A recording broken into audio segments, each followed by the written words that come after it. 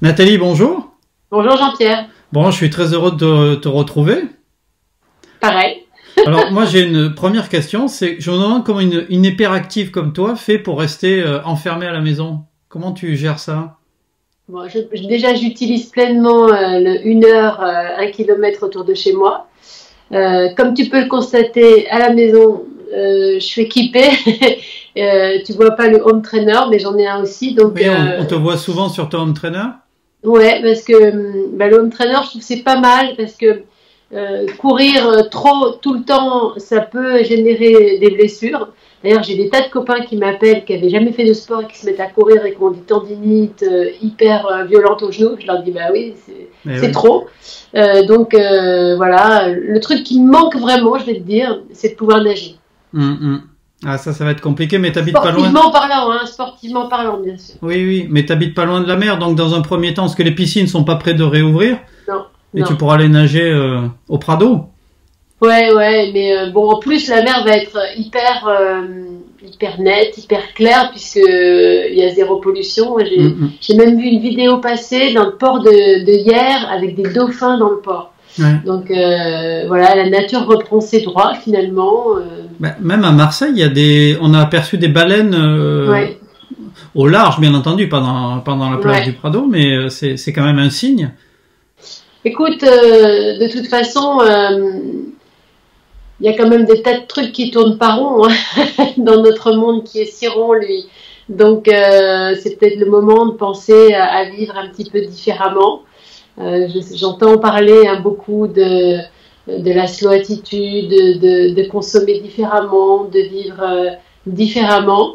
C'est peut-être des pistes qu'on doit étudier. En même temps, c'est compliqué, on est nombreux et Mais est-ce que tu y crois, toi, au fameux monde d'après? Est-ce que tu penses qu'il y aura vraiment un après?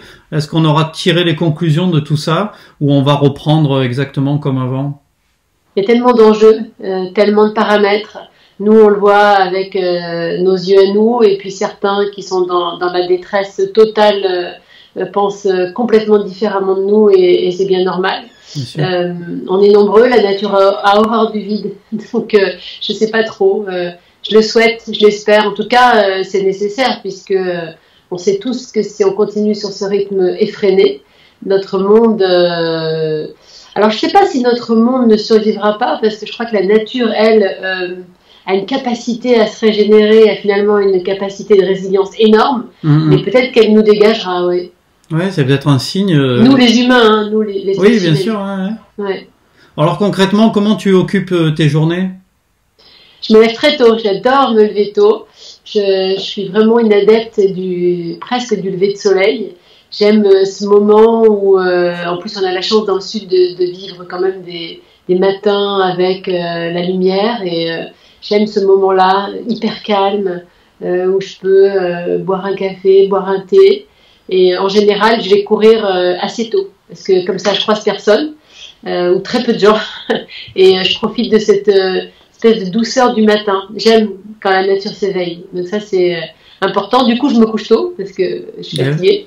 Voilà. Je vis un peu au rythme du soleil. Et sinon, je bricole, j'écris, je pense, je lis. Alors on te Finalement, les connaît, journées passent assez vite. on connaît tes chroniques méditerranéennes. Elles ont été mises en pause, j'imagine. Ah, carrément, oui. Là, on est en rediffusion de tout ce qu'on a fait. Peut-être que vers la fin juin, on pourra recommencer à tourner. C'est un vrai problème parce que nous, on fait une émission de découverte avec des rencontres. Donc, on ne peut pas tourner sur fond vert en studio. Bien Et les sûr. rencontres avec la distanciation, ça va être assez compliqué. Mais là encore, c'est peut-être l'occasion de se réinventer, d'imaginer quelque chose de différent, de plus light. Je pense que chaque coup dur dans la vie, c'est souvent une opportunité de changement. Et Mm. c'est ma façon assez positive de voir les choses. Donc là encore une fois, voilà, je réfléchis à d'autres choses aussi, euh, toujours en termes de rencontres, de nature. Je te parlais de slow attitude, mais il y a peut-être des pistes aussi là-dessus. En tout cas, c'est ma façon de voir les choses. Alors, on a vu que tu étais engagé auprès de la Croix-Rouge. Ça consiste en quoi précisément? Alors là, sur la Croix-Rouge, c'était vraiment le soutien d'un de mes partenaires qui est Procter & Gamble, qui est quand même un des gros mastodontes qui souvent ça crée polémique parce que ces gros mastodontes, c'est comme les GAFA. Voilà. Là, Procter & Gamble s'est engagé auprès de la Croix-Rouge à faire un don de au moins 250 000 euros et je sais que ça va être utile parce que la Croix-Rouge a une mission hyper importante auprès des plus démunis et c'était l'occasion pour moi de mettre en avant ce que la Croix-Rouge a mis en place, c'est-à-dire un numéro de téléphone qui permet aux gens qui sont en détresse, qui se sentent pas bien, qui ont besoin d'écoute, de conseils, d'appeler la Croix-Rouge et d'avoir une écoute en permanence. J'ai plus en tête le numéro de téléphone, mais tu vas pouvoir le retrouver et le mettre, voilà.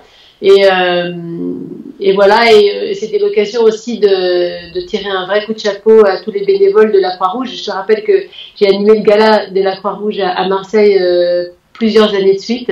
Et puis je suis engagée aussi avec Carmadon sur une tombola solidaire. Et là, c'est avec la Fondation Abbé Pierre. Mais finalement, ça se rejoint parce que la Fondation Abbé Pierre, on connaît, hein, elle aide les sans-abri, les plus démunis. Et en ce moment, c'est hyper compliqué pour les gens qui n'ont pas de toit. C'est hyper compliqué pour toute la communauté Emmaüs et la Fondation Abbé Pierre parce qu'elle fonctionne essentiellement grâce aux dons et aux bénévoles. Et comme tout le monde est confiné, presque confiné chez soi, ça pose d'énormes problèmes. Et là, cette tombola solidaire, elle est vraiment, elle a pour but de les aider.